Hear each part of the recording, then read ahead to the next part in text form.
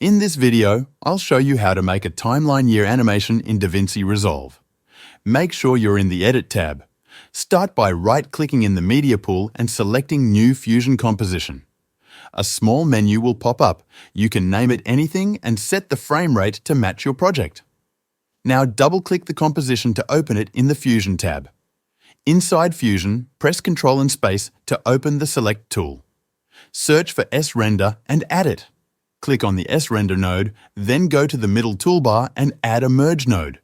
Connect everything to the Media Out node. Now press Ctrl and Space again, search for Text Plus and add it.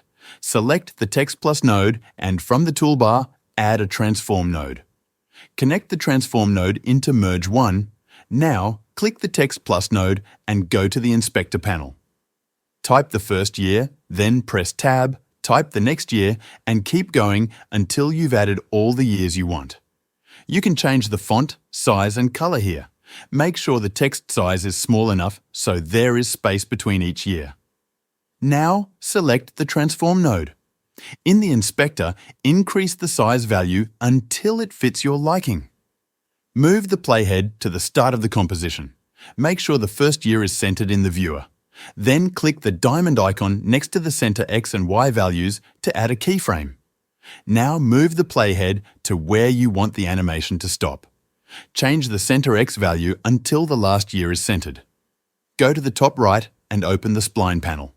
Check the transform box, then click the expand icon next to it to see the keyframes. Click Select All, then click the curve icon to make the animation smooth. Close the spline panel. Go back to the inspector and switch to the Settings tab. Turn on Motion Blur and increase the shutter angle to make the animation more cinematic. Now select the Merge node. From the toolbar, choose the rectangle icon to create a mask. Adjust the mask size until only one year is visible at a time. Then increase the soft edge so the transition between years looks smooth. That is it. Now press play to see your timeline year animation in action.